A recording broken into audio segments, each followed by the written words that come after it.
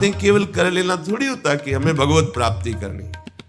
भगवत प्राप्ति करनी है तो इसके मूल में सारी बात आ गई कि अब मुझे और कुछ चाह नहीं रखनी, और कोई कामना की पूर्ति नहीं करनी, और किसी से अपनापन नहीं रखना, मुझे प्रभु चाहिए। ये सावधान हो जाइए, आप एकांत में भी भगवान के सामने हैं, आपको हमारे श्यामा श्याम देख रहे हैं।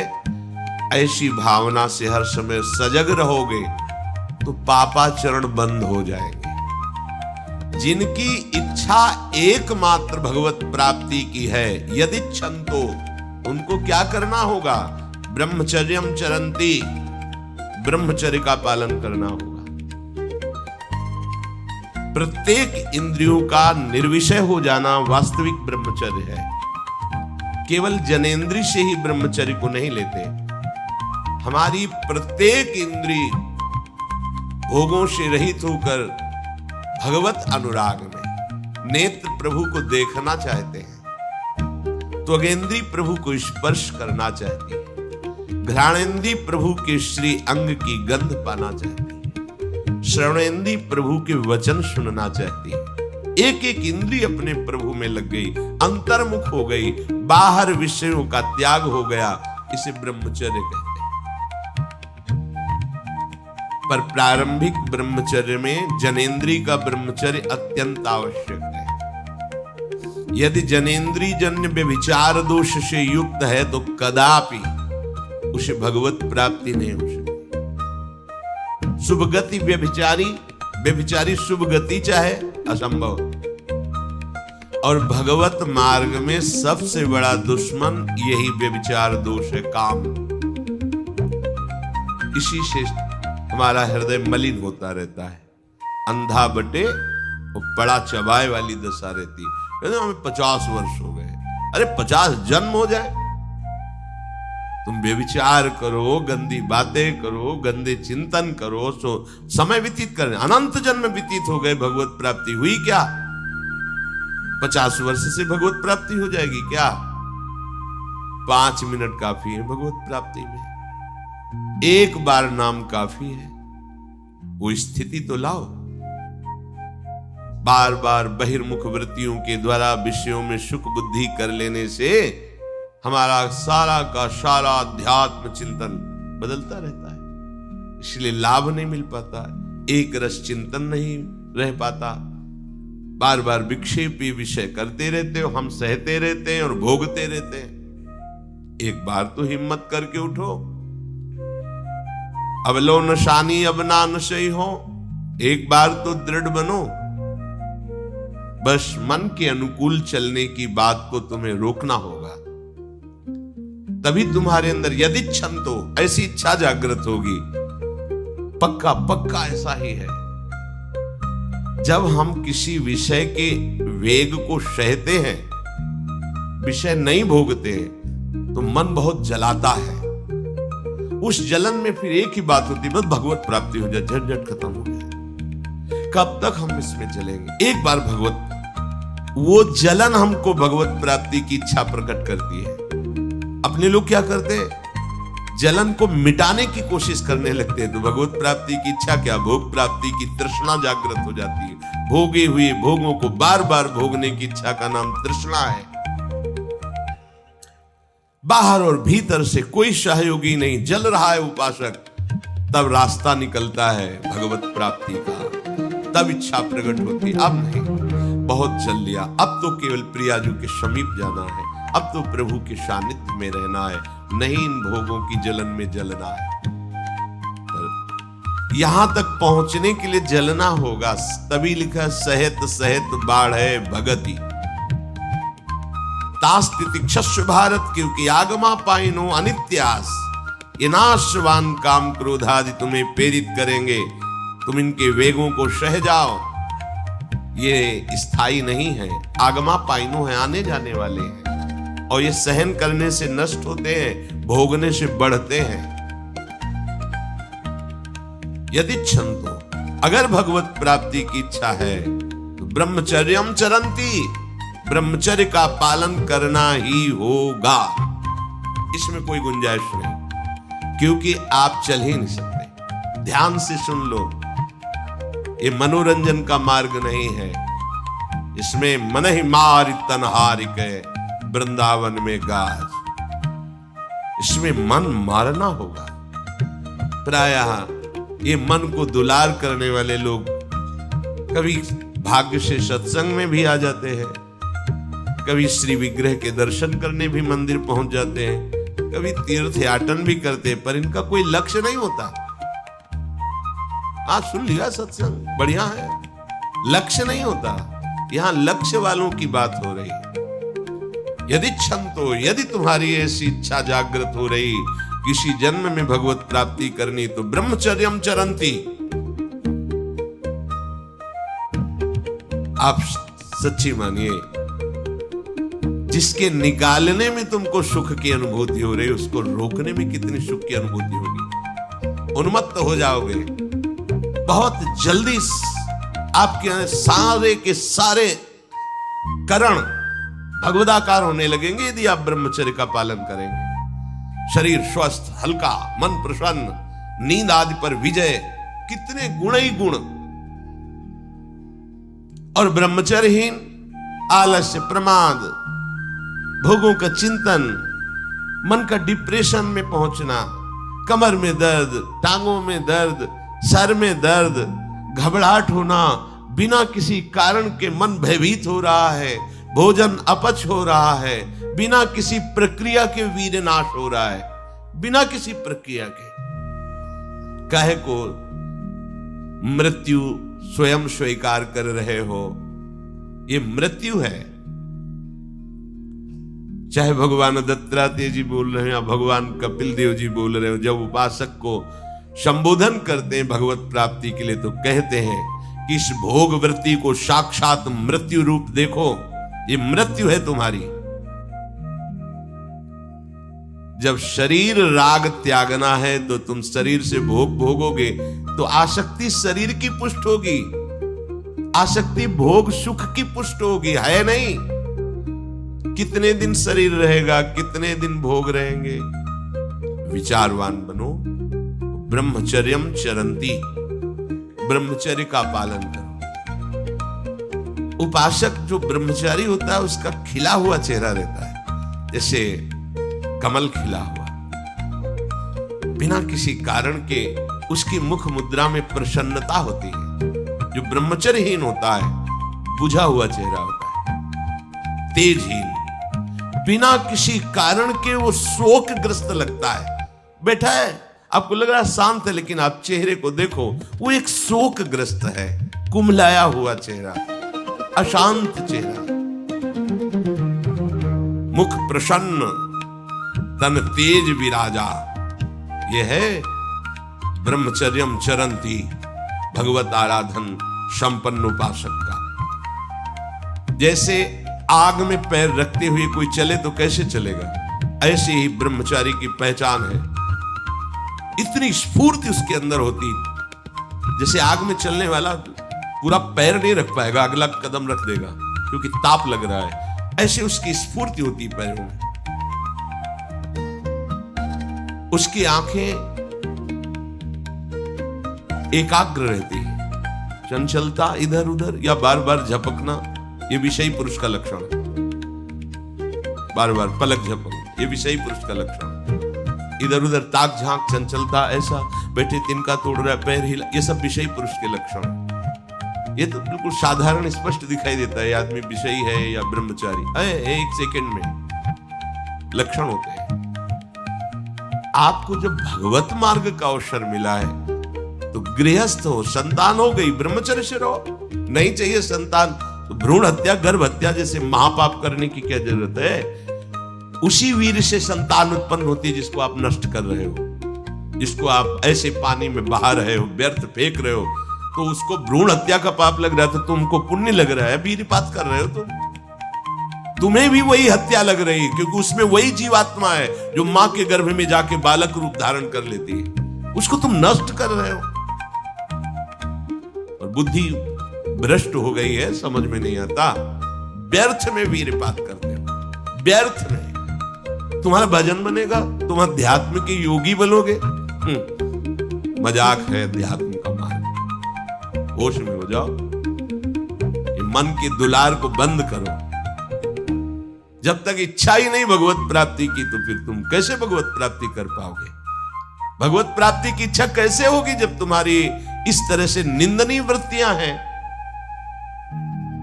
इंद्रियों को दुलार कर रहे हो, मन को दुलार कर रहे हो, भगवत प्राप्ति चाहते हो। आचरण नीच और चाहते हो उच्च पदवी। सावधान हो जाओ।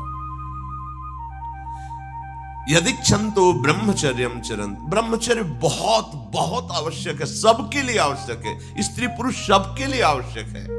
आप उसको केवल भगवत प्राप्ति से ही मत समझिए। अरे जीना है तो ब्रह्मचर्य की आवश्यकता है, स्वस्थता की आवश्यकता है, प्रसन्नता की आवश्यकता नहीं। मरा हुआ जीवन, रोज सुबह शाम निकल रही, रोज जीवन जा रहा है, किस काम का जीवन?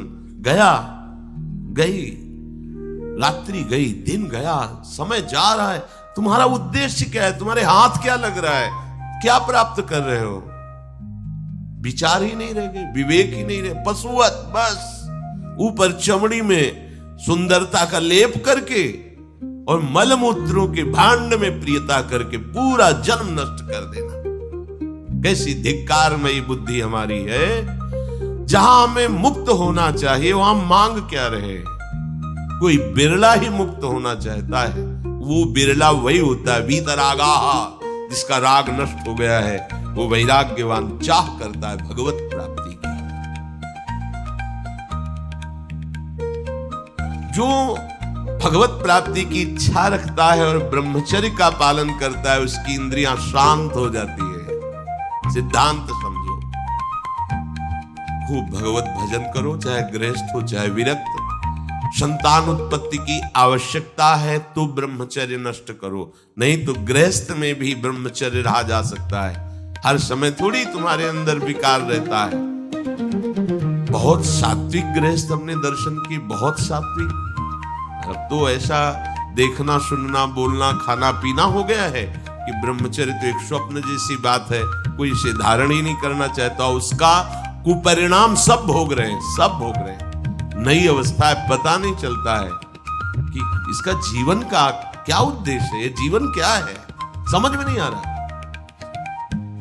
मतलब कोई बाहरी संसारी हो तो चलो, बेचारे को मार्ग नहीं पता है, रोज सत्संग सुनते हैं, उनको ये पता नहीं कि मेरा उद्देश्य क्या है। अभी तक कैसे यही समझ में नहीं आता, उद्देश्य क्या है तुम्हारा? भोग उद्देश्य है तो नाटक क्यों कर रहे हो? जाओ मरो जाके भोगों में। अगर योग उद्देश्य है तो फिर चूक क्यों कर रहे हो? आगे बढ़ो। संपूर्ण इंद्रियां शांत हो जाती है उसकी, जिसके अंदर भगवत प्राप्ति की इच्छा और ब्रह्मचर्य पालन। शब्द याद करो, ये शास्त्र है। यही तो हम चाहते हैं, इंद्रियां शांत हो जाए, यही चाहते हैं हम। भोग नहीं चाहते हम सब। हमारी इंद्रियों में जब वेग आता है तो हम परेशान हो जाते हैं, ये कैसे शांत होंगी? तो पूर्वाभ्यास रहा है, यही रास्ता रहा है कि जब वेग आवे तो इंद्रियों से भोग करो तो शांति मिल जाएगी, ऐसा। और ये उल्टा है, त्यागात् शान्तिरनन्तरम्। भोग का वेग आए, सह जाओ तो शांत हो जाओ। पर उल्टा बात हमारी बुद्धि सिखाती है कि भोगों को भोगो तो शांति मिल जाएगी। और भगवान कह रहे, जिन्होंने रचना रची इंद्रियों की और भोगों की भी, वो कह रहे त्यागात् शान्तिरनन्तरम्। तो उनका त्याग कर दो तो शांति को प्राप्त हो जाओगे। चाहते हम शांति ही है, पर हमारी दुर्दशा है। एक आदमी गंगा के किनारे शांत बैठा, गंगा की तरंगों में आनंद ले रहा था। उसका मित्र आया। वो कैसे बैठे हो? शांत बैठे। अरे नहीं भाई, कुछ करना चाहिए। वो चुप। बोलो ना, कुछ करना चाहिए। करने से क्या होगा? कुछ करोगे तो पैसा मिलेगा। पैसे से क्या करेंगे? भोग सामग्री लेंगे। भोग सामग्री से क्या करेंगे? भोगेंगे। भोगने से क्या होगा? शांत हो जाएंगे। बोले तुम्हारी गलत बात है, भोगों से शांति तो प्राप्त नहीं होती। मैं अभी शांत बैठा हूं और तुम मुझे अशांति की प्रेरणा दे रहे हो कि कुछ करो, धन मिलेगा। उससे भोग मिलेगा और भोग के बाद शांति मिलेगी। ऐसा कभी हो ही नहीं सकता। भोगों के भोगने से अशांति और तृष्णा पैदा होती है। बस ऐसा ही मेरा मित्र मन है, ये सिखाता है, यही सिखाता है।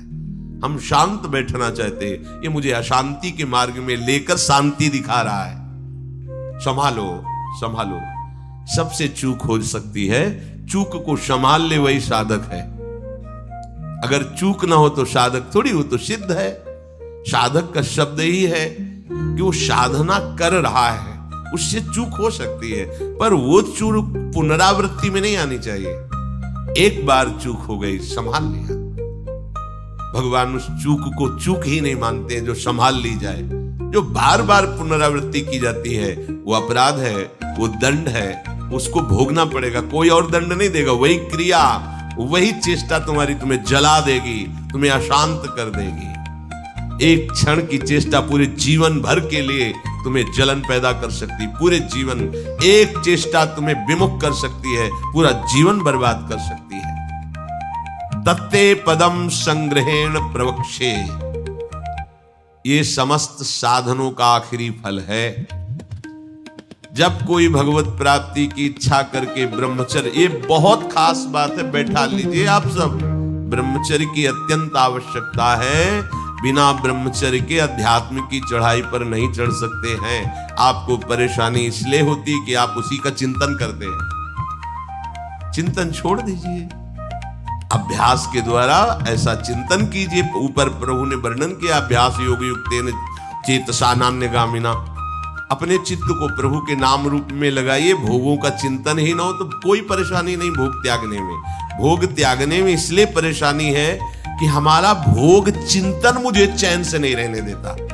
अंदर से देखिए, कोई भी भोग क्रिया होने के पहले उस भोग में तदात्म होता है और चिंतन होता है। क्रिया बाद में होती है, सब कार्य पहले हो जाता है चिंतन के द्वारा। अब चिंतन के द्वारा उससे जो सुखानुभूति हो रही, अब वो क्रिया में सुखानुभूति प्राप्त करना चाहता, वो है नहीं।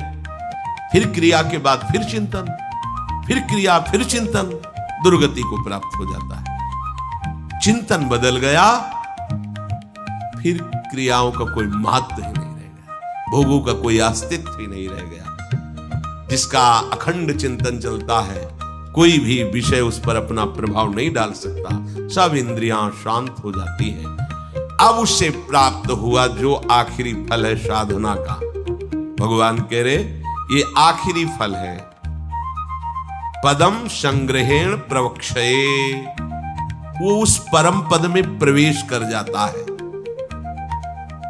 परम पद में अच्छी तरह से उसका प्रवेश हो जाता है, अर्थात फिर कभी नहीं लौटता है। उसे परम पद कहते हैं। पापाचरण बंद होते ही हृदय प्रभु की तरफ भाग पड़ेगा। प्रभु की तरफ भागना क्या है? प्रतिक्षण उनका गाढ़ चिंतन। फिर किसी सुख की तुम्हें आकांक्षा नहीं करनी पड़ेगी, किसी सुख का तुम्हें अभाव नहीं लगेगा। ए परलोक सकल सुख पावत, मेरी सो भैया कृष्ण गुण संचु। तुम्हें मेरी शपथ है, तुम कृष्ण के गुणों का गायन करो, कृष्ण नाम रटो, कृष्ण रूप ध्यान करो। इसका फल होगा प्रियाजू के चरणों में प्रीति। जिसका गोरे चरणारविंद से संबंध है, यह परलोक किसी भी सुख की चाह ही नहीं रह जाती। प्रभु करुणा करके कह रहे हैं, वही आचार्य है। मेरी कसम, तुम कृष्ण के गुणों का संचय करो, तुम्हें इस लोक परलोक में सब सुख मिल जाएंगे, कोई अभिलाषा अधूरी नहीं रह जाएगी। पर भक्त्या युक्त, अन्य संबंध, अन्य महत्व बुद्धि, ये कलंक है हमारी भक्ति में। नहीं समझ रहे? चाहते हैं सुख, चेष्टाएं और चिंतन, दुखालयम अशाश्वतम। कैसे मिलेगा? चाहते हो अविनाशी पद और भोग दृष्टि रखते हो विनाशी की, प्रियता रखते हो विनाशी की, गाढ़ चिंतन करते हो विनाशी भोगों का, कैसे अविनाशी पद का अधिकार प्राप्त होगा? अरे तुम्हारा स्वरूप ही अविनाशी है, विस्मृत होकर भोगों में लगने से ही ये तुम्हारी दुर्दशा हुई है। भक्त्या युक्ता, अपने हृदय को भक्ति से युक्त करो। आराध्य देव की शिवा और कहीं चिंतन न जाए। अभ्यास योग युक्तेन चेतसा नान्यगामिना। स्पष्ट कह रहे हैं प्रभु, परमं पुरुषम दिव्यम याति पार्थान चित्ते। निश्चित परम पुरुष दिव्य, उस परमात्मा की तुम्हें अनुभूति होगी, उसका साक्षात्कार हो जाएगा। यदक्षरं वेद विदो वदन्ति विशन्ति यद्यतयो वीतरागाः यदिच्छन्तो ब्रह्मचर्यं चरन्ति तत्ते पदं संग्रहेण प्रवक्ष्ये। प्रभु कह रहे हैं, वेद और वेद वेत्ता ब्रह्म ऋषि जिसको अक्षर कहते हैं, वीतराग यति जिसको प्राप्त करते हैं, वीतराग जिनका राग खत्म हो चुका है, अर्थात सुदृढ़ वैराग्यवान, जिसकी प्राप्ति की इच्छा करते हुए जो ब्रह्मचर्य का पालन करते हैं, वो परम पद में तेरे लिए संक्षेप में वर्णन करता हूं। श्री भगवान कह रहे हैं, वेद विदा यदक्षरम वेद विदो वदन्ति। वेदों को जानने वाले ब्रह्म ऋषियों ने जिस अक्षर परमात्मा का, प्रभु का अक्षर जिसका कभी नाश नहीं होता, अक्षर माने होता है नाश, अक्षर जिसका कभी नाश नहीं होता, जो सदा सदैव एक रूप रहता है, एक रस रहता है, अक्षरम ब्रह्म परमम विशन्ति यद्यतयो वीतरागाः। ध्यान दीजिए, इस परमात्म तत्व को वही प्राप्त कर पाता है जिसका राग बीत गया है, खत्म हो गया है, वैराग्यवान। ज्यादा परिश्रम नहीं है वैराग्य में, विवेक नहीं होने के कारण हम वैराग्य नहीं धारण कर पाते। हम बाहरी बातों को वैराग्य ले लेते हैं, ऐसा कपड़ा बदल लेना या कपड़ा ना पहनना या लौकी का कमंडल, मिट्टी का पात्र, तो हम अपने को वैरागी। बात यहां नहीं रुकेगी, वैराग्य का इतना ही मतलब नहीं, ये भी एक बाह्य अंग है वैराग्य का, पर वैराग्य का सच्चा स्वरूप है वीतरागा। कहीं कुछ भी अच्छा नहीं लग रहा, कोई भी सुख आकर्षित नहीं कर रहा, लोक लोकांतर की प्रतिष्ठा, मान, सुख, ऐश्वर्य, व्यक्ति कुछ अच्छा नहीं, राग खत्म हो गया। ऐसा उस अक्षर ब्रह्म को, अविनाशी तत्व को जान पाता है। जगते भयो फिरे बैरागी, जैसी हरिवंश प्रपंच बंच सब ये काल ब्याल को खायो।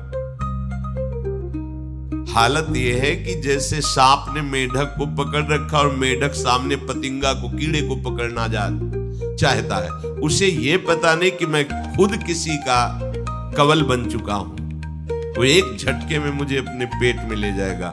ऐसे ही हम सब हैं, काल के द्वारा ग्रसित है। काल ने हमें पकड़ रखा है, पर हम भोग भोगना चाहते हैं, हम नाना प्रकार की मान प्रतिष्ठा पाना चाहिए। ये पता नहीं एक झटके में हमारा अस्तित्व ही खत्म हो जाएगा।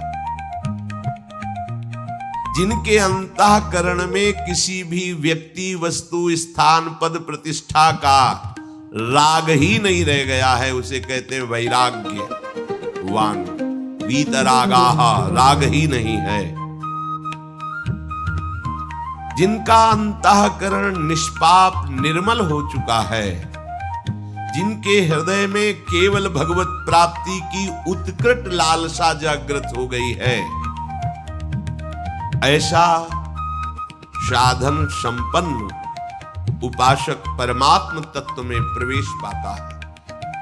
सर्वद्वाराणि संयम्य मनोहृदि निरुध्य च मूर्धन्याधायात्मनः प्राण मास्थितो योगधारणम् ओमित्येकाक्षरं ब्रह्म व्याहरन् मामनुस्मरन् यः प्रयाति त्यजन् देहं स याति परमां गतिम्। श्री भगवान कह रहे, जब वो ब्रह्मचर्य से भगवत प्राप्ति की इच्छा करके चित्त से निरंतर मेरा चिंतन करता है तो इंद्रियां शांत हो जाती हैं। इंद्रियों के संपूर्ण द्वारों को रोक दिया। आंखें खुली हैं या बंद, केवल नाम दिखाई दे रहा है या मंत्र दिखाई दे रहा है, या मंत्र अधिष्ठात्र देवता श्यामा श्याम दिखाई दे रहा है। ये आंख बंद करके ध्यान लगाना कमजोरी है, क्योंकि अभी उसे बाहर कुछ और दिख और अंदर कुछ और। इसलिए जब बाहर भीतर एक बात हो जाती है तो आंख खुली रहे तो भी नहीं दिखाई दे रहा और कुछ, वो आंख बंद रहे तो कोई समस्या नहीं। खुली और बंद केवल पलकों का भेद है। अंतर के चिंतन का चिंतनीय तत्व उसकी दृष्टि के सामने होता है। इंद्रियों के संपूर्ण द्वारों को रोक लिया। बड़ा कठिन है, देख लो, बहुत कठिन। फिर मन को हृदय में निरुद्ध कर दिया। हृदय के सिवा मन जा ही नहीं, कोई वस्तु व्यक्ति स्थान का कोई चिंतन नहीं, मन अमना। प्राणों को सूक्ष्म करके मस्तक पर चढ़ा लिया। इसे योग धारणा कहते हैं। और फिर इस समय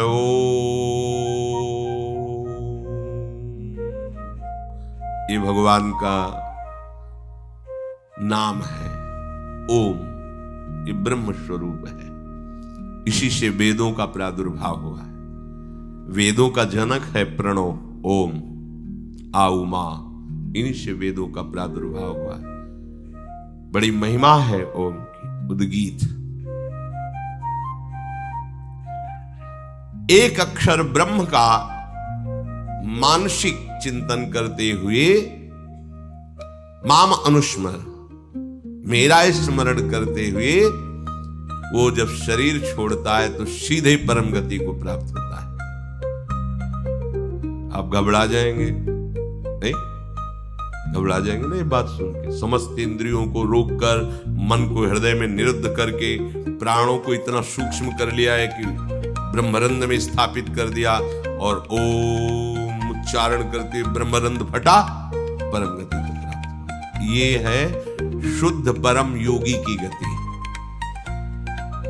इसलिए महाप्रभु हरिवंश चंद्र जो बिल्कुल सरल बात कह रहे हैं और उसके साथ साक्षी भी दे रहे हैं, ये मैं ही नहीं कह रहा हूं, ये बड़े बड़े महापुरुष कह रहे हैं।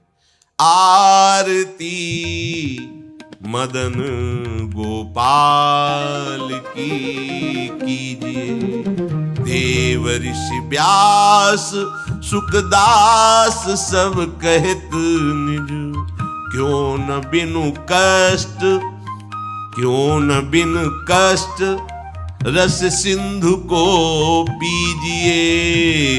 आरती मदन गोपाल की कीजिए, आरती मदन गोपाल की कीजिए।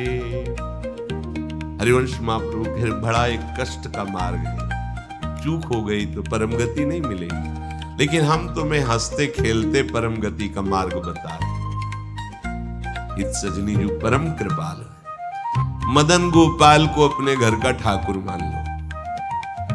पद्मासन लगा के प्राणों को सूक्ष्म करके, इंद्रियों को निर्विषय करके, मनोनिग्रह करके, प्रणव का चिंतन करते हुए योग बल से प्राणों को मस्तक पर धारण करके, ब्रह्मरंध्र का भेदन करके परम गति को, वो परम गति बहुत हल्की होगी जो यहां मिलेगा। इस परम गति को प्राप्त महापुरुष भी महारानी जी के निकुंज में झांक भी नहीं सकते, नहीं झांक सकते। बहुत दुर्लभ रस है ये। क्या करो?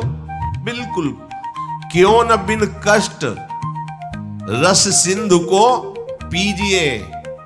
परम गति यही तो है लालजू महाराज, और कौन है? यही परम पद है।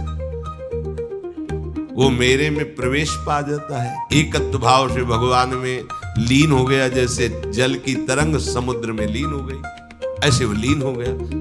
यहां का लीन होना अलग है।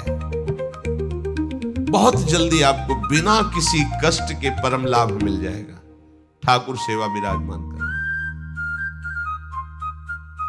मदन गोपाल लाडले लालजू, राधा नाम या राधा वल्लभ रूप, प्रियालाल, जो भी भाव जैसे बन पाए, ठाकुर सेवा विराजमान कर।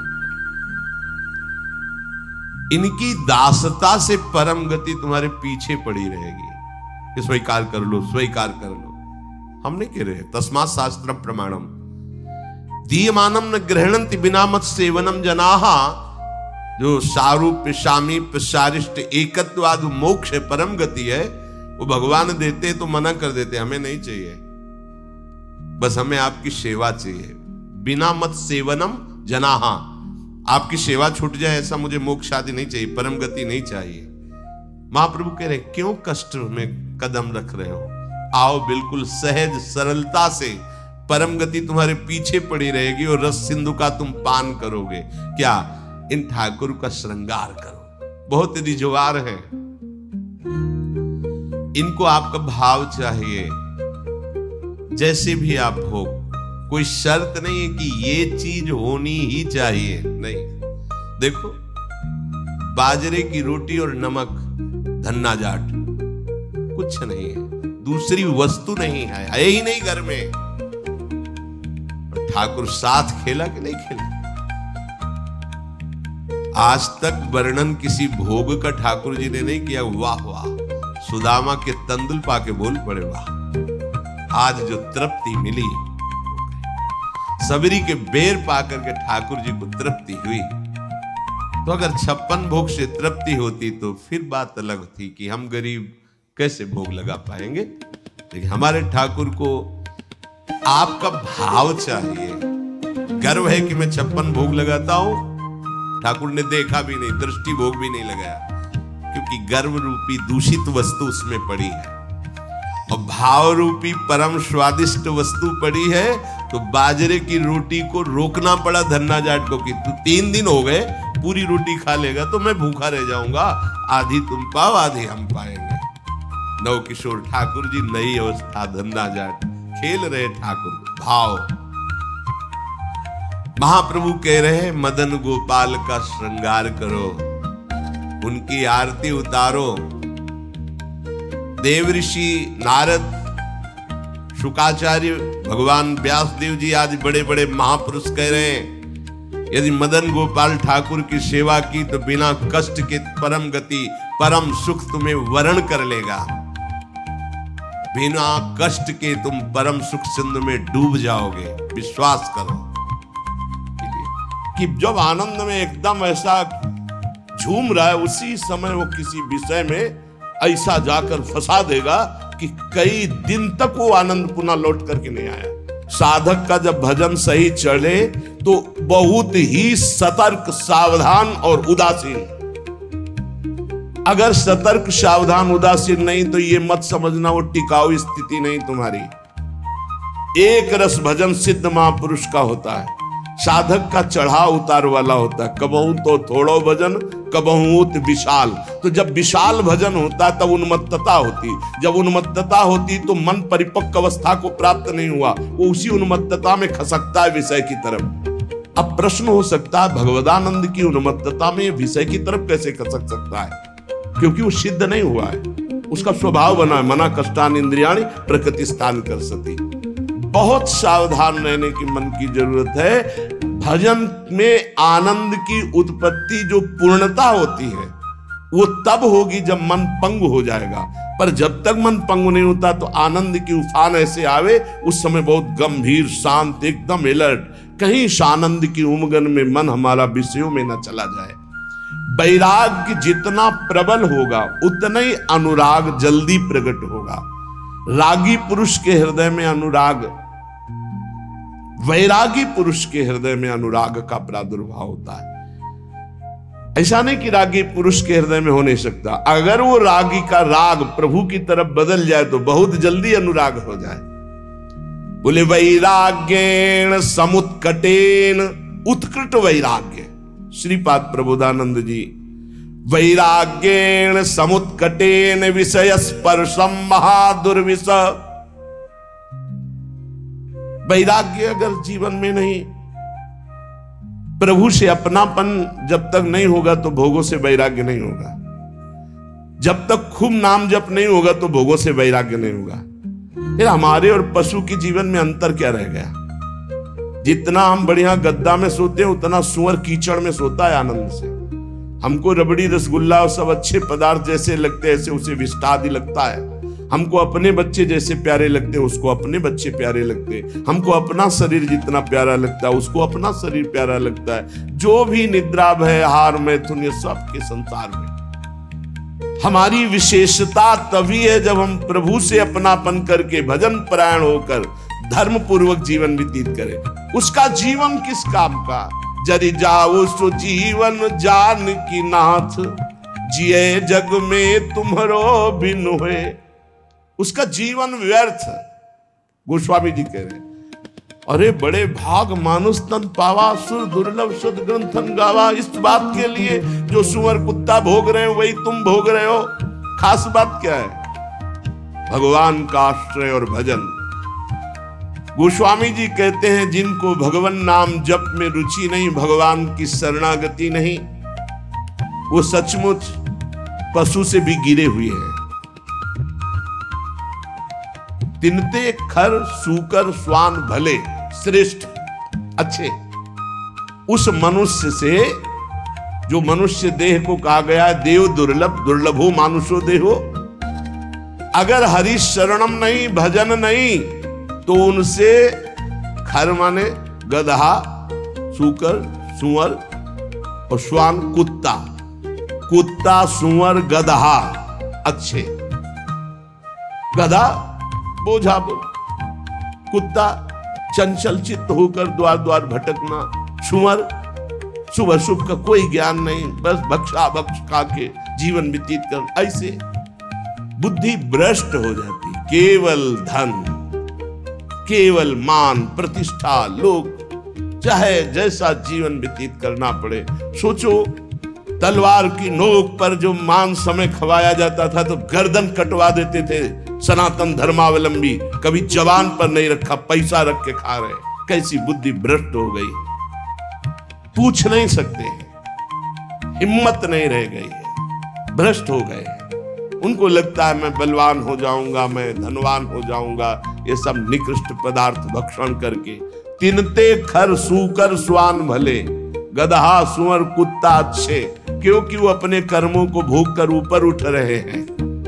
और ये बिना पूंछ और बिना सींग का पशु ऐसे पशुवत राक्षसी आचरण करके निम्न योनियों की तरफ जा रहा है। मां ने 10 महीने 9 महीने गर्भ में क्यों रखा ऐसे को? बांझ क्यों न हो गई? गर्भ श्राव क्यों नहीं हो गया? गर्भ गिर क्यों नहीं गया ऐसे का, जो भगवान का नहीं हुआ, राष्ट्र का नहीं हुआ, धर्म का नहीं हुआ, भजन का नहीं हुआ? ऐसा मानव जीवन व्यर्थ है। जरि जाओ सु जीवन जान की नाथ, जिए जग में तुम्हारो बिन होए। हे प्रभु, संसार में जो जीव तुम्हारा नहीं हुआ उसका जीवन व्यर्थ है, व्यर्थ है। वो काम क्रोध लोभ मोह मद इनसे मत्सर, इनसे जलता रहेगा, जल जाएगा। चाहे जितना वैभव हो, गजबाजी घटा भले भूरी भटा, बनिता सुत भौह तक सब वै, धरनी धनु धाम शरीर भलो, सुरलू कहु चाय इह सुख स्वय। सब फोकट साटक है तुलसी, अपनो न कछु सपनो दिन द्वे। जरि जाऊ सु जीवन जान की नाथ, जिए जग में तुम्हारो बिन हुए। गोस्वामी जी के समय हाथी घोड़े की सवारियां विशेष महानता मानी जाती थी। अब तो कार वाला समय है। अच्छे अच्छे वीर अंग रक्षक हैं, पृथ्वी धन घर शरीर सब इतना सुंदर वैभव कि देवता भी ललचाए।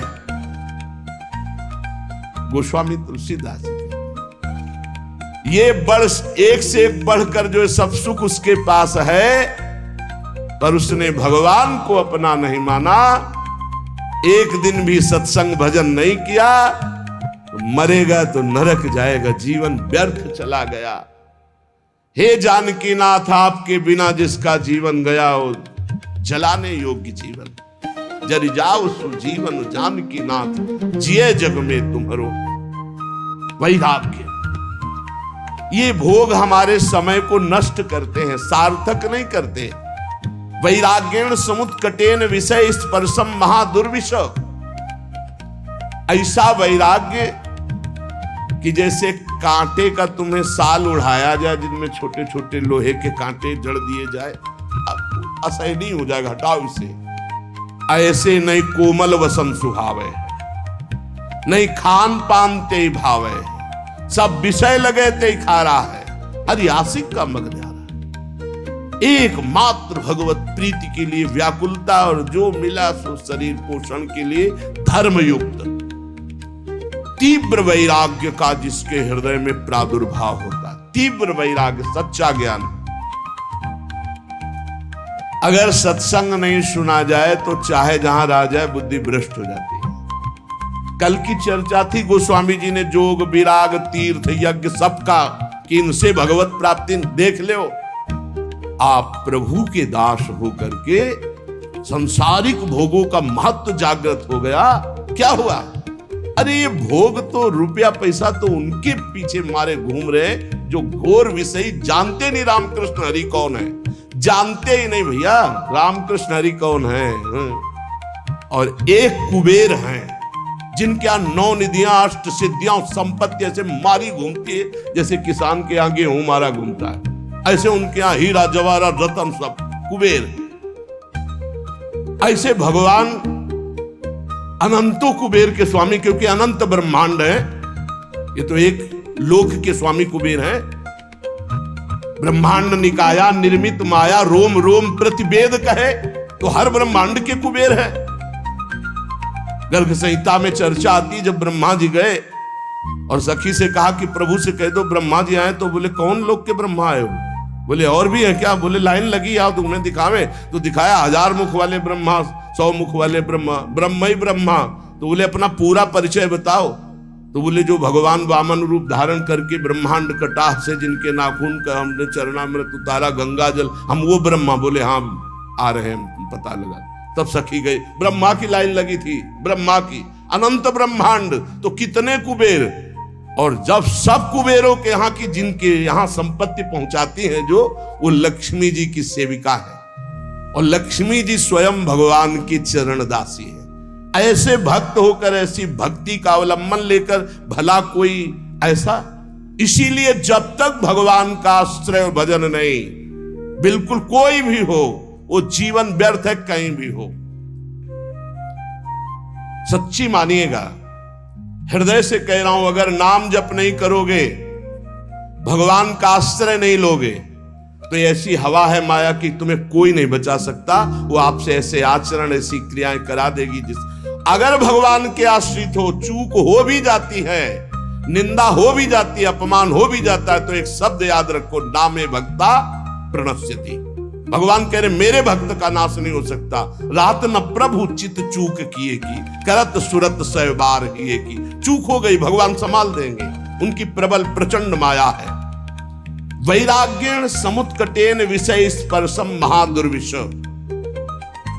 ऐसा असहनीय होना चाहिए बैरागी के लिए विषय, कि जैसे बढ़िया खीर बना के, बढ़िया मिठाई बना के रखे, कान में कोई आके कह दे इसमें विष मिला है, तो आप खा नहीं सकते।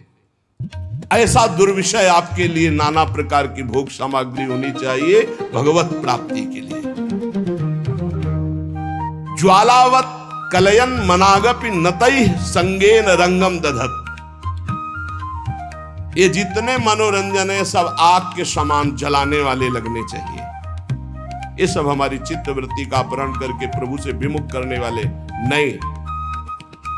पाणो निश्च कपोलमश्रु सलिलै संचालयन राधिका कृष्णा पार कृपावधारण धरोध्यासी वृंदावनम। ऐसे बैठकर प्रभु का चिंतन करते हुए अश्रु प्रवाह कर रहा है। घोर वैराग्य से युक्त है, किसी विषय को विष के समान समझता है। कोई भी सुख मनोरंजन उसके लिए आग के समान जलाने वाला है। एकांत में बैठा हुआ हथेली पे कपोल रखी अश्रु प्रवाह करता हुआ हा राधा हा कृष्ण बार बार पुकार रहा है। और ऐसे भगवान के ध्यान में मगन जो है उसका जीवन धन्य है। चाहे वो वृंदावन में हो, चाहे वो किसी भी देश का वासी हो, कहीं भी रह रहा हो, जो भगवान के चिंतन में अश्रु प्रवाह करके निर्विषय चित्त से भगवान के ध्यान में तन्मय है, धन्याति धन्य उसका जीवन है। नैवालोकित लोकवेद, ना हमें लोक में देखना है किसी की तरफ अवलोकन। ये कैसा है? आप सच्ची मानिए, जो भक्त होता है वो क्रियाएं नहीं देखता है, भक्त कारण तत्व को देखता है। इसका कारण क्या है? ये जो क्रिया हुई इसका कारण क्या है? बड़े बड़े महापुरुषों ने ये देख के निर्णय किया है कि संसार में कोई भी प्राणी ऐसा नहीं है जो केवल दोष युक्त ही हो, उसमें गुण भी है। और कोई भी गुणी ऐसा नहीं भगवान और भगवान के प्रेमी भक्त के सिवा छोड़कर जिसमें दोष ना हो। पक्का जड़ चेतन गुण दोष में विश्व कीन करतार। नैवा लोकयन मत देखो। जड़ चेतन गुण दोष में विश्व कीन करतार। संत हंस गुण गाहे पे परिहरिवारी विकार। जैसे दूध पानी को एक में मिला के रख दो, हंस जो है दूध पी जाएगा, पानी छोड़ देगा। पूरा चराचर जगत गुण दोष से मिला। जैसे शुद्ध सोने का आभूषण नहीं बनता, उसमें कुछ मिलावट होती, ऐसे ये शरीर पाप और पुण्य से बना है, गुण और दोष से मिश्रित बना है। किसी में दोषों की बाहुल्यता होती, गुण बहुत कम होते हैं। किसी में गुणों की बाहुल्यता होती, दोष बहुत कम होते। गंगा किनारे जब हम भ्रमण कर रहे थे, घाट है वहां बहुत संत जन रहते थे, अब तो खंडहर हो गया, अब संत जन वहां कुछ दिन रहे अकेले। पास में देखा कि 8-10 लोग राइफल लिए खड़े हैं और गंगा में खड़े होकर के वो आराधना 3-4 घंटे करता। हमें आश्चर्य हुआ जब वहां लोग गंगा नहाने आए। पूछा कि रात्रि में सामने दृश्य देखा है, कौन तपस्वी है जो भयभीत भी है कि राइफल की रक्षा में वो खड़े हो? अरे बोले वो नामी डकैत है, जिंदा आदमियों को काटता है, वो गंगा की आराधना करता है। 4 घंटे महान तपस्वी की तरह हाथ उठाकर गंगा जी की आराधना रात्रि में वही रोज देखते, क्योंकि रहते थे। और राइफल लिए 8-10 लोग टहल रहे और वो गंगा जी में से एक वस्त्र धारण किए खड़ा है और वो उस आदमियों को काटता। तो यहां कह रहे कि कोई ऐसा नहीं जिसमें दोष ना हो और जिसमें गुण ना हो। गुण दोष युक्त पूरी सृष्टि है। हमको न गुण देखना है न दोष देखना है। उत्तम साधक को तत्व देखना है। भगवान सब में विराजमान है। सुनौ तात मायाकृत गुण और दोष अनेक। गुणया उभय न देखी देखी सो अविवेक। यदि आपने किसी के गुण देखा तो राग हो जाएगा, दोष देखा तो द्वेष हो जाएगा। और राग और द्वेष दोनों बंधन कारक हैं। भगवत प्राप्ति में तुम्हारी बाधा आ जाएगी, तुम्हारी भगवत प्राप्ति में बाधा आ जाएगी। इसलिए हमें चाहिए कि हमारे संपर्क में जो भी व्यवहार करने वाले व्यक्ति आवे, हमें ऐसा व्यवहार करना चाहिए। पहला तो भगवत भाव, इनमें प्रभु हैं, ऐसी भावना। अपने को बचा लोगे आप उनके दुर्व्यवहार से। और दूसरी बात, जब ये पता चले कि दुष्ट स्वभाव का है तो इतना मृदु व्यवहार करो कि तुम्हारे व्यवहार से उसके दुष्ट स्वभाव में कमी आवे और सत स्वभाव बढ़ने लगे। तब तो तुम माने जाओगे भगवान का भजन करने वाले। तुम जलती आग में और पेट्रोल डालने वाली बात करोगे तो उसकी दुष्टता और बढ़ जाएगी। दुष्टता को साधुता के द्वारा दमन करके उसकी साधुता को बढ़ानी चाहिए, जिससे उसका तमोगुण घटे, सतोगुण बढ़े। तो ये तुम्हारी भागवतिक सेवा बन जाएगी। कितना बढ़िया सेवा बता रहे। हमसे कोई न कोई मिलता ही रहता, घर गृहस्थी परिवार में सब कोई बुरे स्वभाव वाला, तो हमको इतना संभल कर व्यवहार करना है कि उसके अंदर सतोगुणी भाव आवे, तो हमारी भगवत सेवा बन जाएगी। हम कोई ऐसा कटु व्यवहार, कटु वचन न बोले जिससे उसके हृदय में तमोगुण बढ़े, क्योंकि आसुरी स्वभाव वाला वो तो है ही। यदि हम अपने द्वारा अमृतमय वचन से, निर्दोष चेष्टा से, नम्र भाव से व्यवहार करेंगे तो ये भगवत सेवा बन जाएगी और इसका प्रभाव उसके हृदय में निश्चित पड़ेगा। निराश मत हो किसी भी स्थिति में। अगर परमार्थ में निराशा, भोगों में तो निराशा कर लो, जगत में निराशा कर लो, लेकिन परमार्थ में निराशा नहीं होनी चाहिए। पता नहीं मैं प्रयास कर रहा हूं इसका सुधार हो कि ना, पता नहीं मैं अपना प्रयास कर रहा हूं मेरा सुधार हो कि ना, पता नहीं जो भजन कर रहा हूं इससे सुख मिले कि नहीं, पता नहीं भगवान मुझे जान रहे हैं कि नहीं कि मैं उनका भक्त हूं। किसी भी तरह का संशय मत करो। परमार्थ में निराशा ठीक नहीं है और स्वार्थ में निराशा बहुत ठीक है। स्वार्थ में आशा ठीक नहीं, व्यवहार में आशा ठीक नहीं, परमार्थ में निराशा ठीक नहीं। स्वार्थ में नैराश्यम परमम सुखम, आशा ही परमम दुखम, नैराश्यम परमम सुखम। और परमार्थ में निराशा ठीक नहीं है। नहीं भगवान मिलेंगे, नहीं मैं सब दोषों पर विजय प्राप्त करूंगा, नहीं मैं प्रयासरत हूं इसका परिवर्तन निश्चित होगा, नहीं जो अभी परिस्थिति चल रही इस परिस्थिति का परिवर्तन करके रहूंगा। ये आशा इधर ठीक है और भोगों की तरफ नैराशा ठीक है। यदि हमारे हृदय में निराशा आ गई परमार्थ से तो फिर पतित हो जाएंगे। निराशा ना आने पावे भगवत मार्ग में। किसी भी स्थिति में अगर निराशा आ रही हो तो फौरन किसी संत महात्मा से मिलो।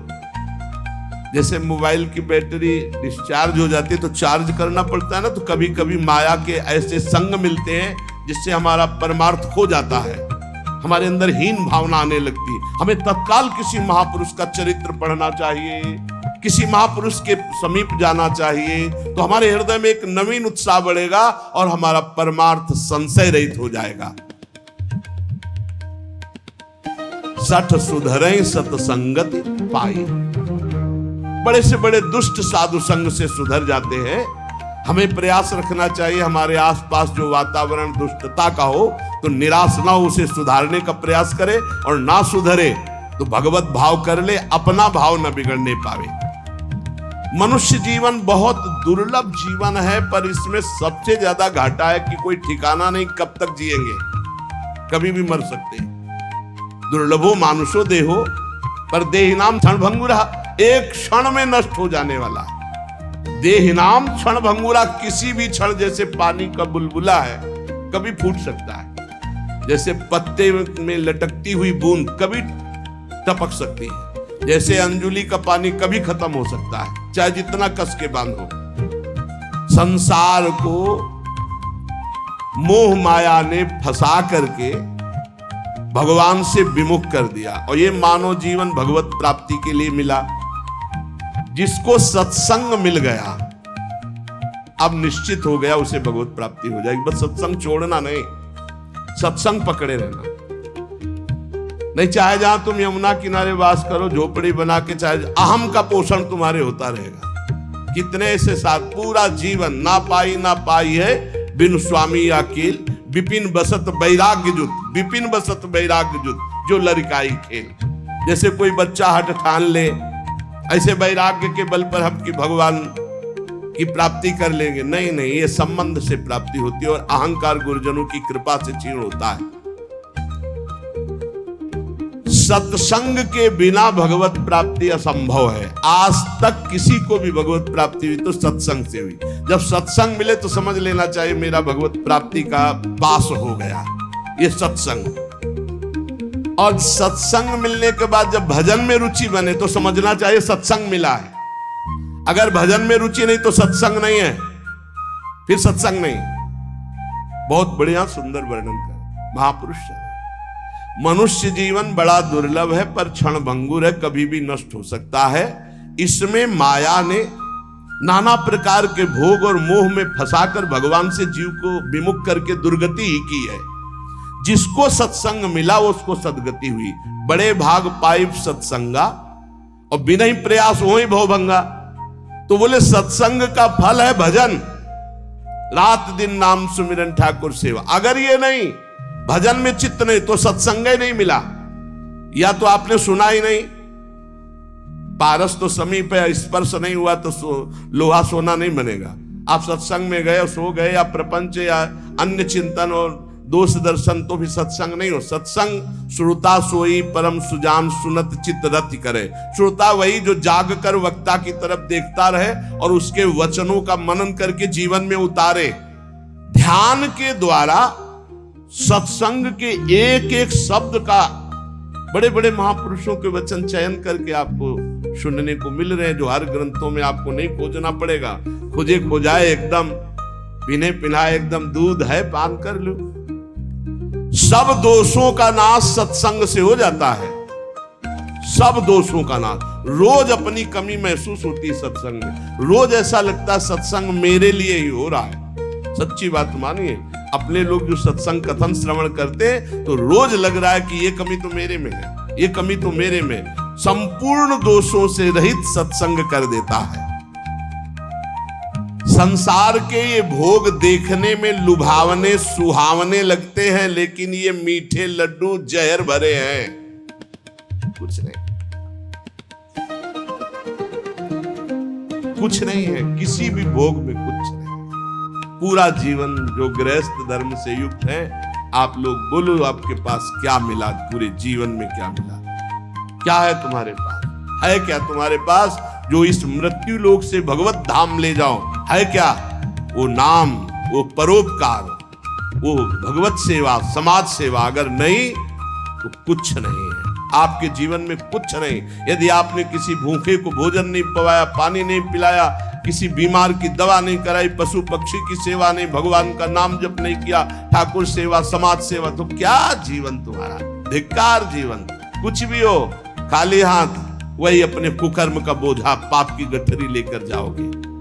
अतएव विचारवान संतों की अनुभवयुक्त वाणी का सत्संग जो सुनो, उसे बिल्कुल अक्षरशः अपने जीवन में उतारो। विषय पंख में बूढ़त भोरी। स्वामिनी जी, हम तो विषय रूपी दलदल में डूब रही हैं, निकलना भी चाहें तो दलदल में और धंसना होता है, अब आप निकाल दो। करो कृपा अब सहज किशोरी। हे किशोरी जी, सहज में करुणा वरुणालय आप कृपा करती हो, है तू की कृपाल हो, हम पर कृपा कर दो, क्योंकि हम में कोई साधन नहीं, हम तो विषय पंख में डूब रहे हैं, विषय रूपी दलदल में धंस रहे हैं। जहां देखो तो भूरी सखी आकांक्षा करती हुई पाई जाती है, तो क्या भूरी सखी को श्री जी मिली नहीं क्या? इसी के ऊपर पद है, बोले मन मेरो भूरी सखी। समझना, प्राय ये विकल ही रहती, जो पद देखो हाय हाय स्वामी जो कब मिलोगी कब, तो ऐसा लग सकता है किसी को कि भूरी सखी इतनी विकल है और श्री जी मिली नहीं। पद देखो, शब्द में पकड़ना, शब्द में स्थिति झांकने को मिलती महापुरुषों की, ऐसे नहीं पहचाना जा सकता। उनके शब्द में बैठ करके जाओ तो पता चलेगा हृदय में क्या स्थिति है। मन मेरो रहे प्रेम रस छाको। भूरी सखी, कोई ये मत समझना कि भूरी सखी प्रियालाल से एक सेकेंड के लिए भी अलग है। प्रेम रस छाको का परिचय क्या है? तन मन के बिछुरे नहीं, चाह बढ़े दिन रैन, कबहु संजोग न मानही, देखे भरी भरी नैन। नेत्र भर के प्रतिपल रूप पान करते हुए, निरंतर समीप रहते हुए भी ऐसा आभास होता है कभी मिले नहीं, और वो मिलने की छटपटाहट, ये प्रेम मन मेरो रहे प्रेम रस छाको। कहां है तुम्हारा मन? बोले बिरमय मंजुल कुंज निकुंजन माही, तट न तजय यमुना को, मन मेरो रहे प्रेम रस छाको। मेरा मन प्रेम रस से तृप्त है, छका हुआ है। हर समय कुंज निकुंजों में प्यारी जू की चरणों के पीछे डोलता है, और कहीं यमुना का पावन पुलिन नहीं छोड़ता। और रीझी के तन मनवारों, देखत रूप छटा को। प्रतिपल अपने आराध्य देव युगल सरकार की रूप माधुरी देखकर अपने तन मन बलिहार करता रहता हूं। स्थिति देखो, हिली मिली डोलत मेरी भोरी की सोरी, लाल बिहारी बांको। बांके बिहारी के साथ मेरी स्वामिनी जी गलवैया दिए हुए डोल रहे, मैं उनके पीछे पीछे। रीझ के तन मन वारो, देखत रूप छटारी, मन मेरो रहे प्रेम रस छाको। मेरा मन प्रेम रस में छका है। उपासक की जो विरह अवस्था होती है वो मिलन में अमिलन। उपासक की क्या, उपास्य देव की देख लो। श्री स्वामी हरिदास जी महाराज वर्णन करते बांके बिहारी जू की स्थिति। बांके बिहारी जू महाराज कह रहे, प्यारी जू जब जब देखो तेरो मुख, तब तब नयो नयो लागत। ऐसो भ्रम होत देखो न कबहूरी, दुति को दुति लेखनी न कागज। ऐसा भ्रम होता है कि मैंने कभी आपको नहीं देखा। यद्यपि अनसन पर भुज दिए बिलोकत, इंदु बदन विभियोर, करत पान रस मत परस्पर लोचन त्रसित चकोर। प्रतिपल गलवैया दिए हुए एक दूसरे की चंद चकोर की भांति रूप माधुरी का पान करते रहते हैं, फिर भी ऐसा लगता है दो आदिनंत विलास करें, तो लाल प्रिया में भई न चिन्हारी। आज तक पहचान नहीं हो पाई प्यारी जी और प्यारे जी की। कौन है ये? प्रतिक्षण वर्धमान प्रेम है ये, जो पहचान नहीं होने देता, ये जो अनुभव नहीं होने देता कि मैं भर नेत्र अपनी प्यारी जी को देख लिया। इसीलिए भोरी सखी हर समय विलपती रहती है। यद्यपि उनके सामने प्रिया प्रीतम है, उनके समीप प्रिया प्रीतम, उनके हृदय में प्रिया प्रीतम है, उनका मन हर समय कुंज निकुंज जो यमुना के पावन पुलिन तट पर विराजमान है, वहां गलवैया दिए हुए विचरण करते हुए बांके बिहारी और लाडली के साथ ही रहता है। पर वो विकल रहता है, प्रेम विकल रहता है। प्रेम में कभी पूर्णिमा नहीं होती, प्रेम में कभी प्यास नहीं बुझती, हर समय प्यास बढ़ती रहती है, लोचन त्रसित चकोर। पर ये प्रेम की स्थिति तब आती है जब वैराग्य हो,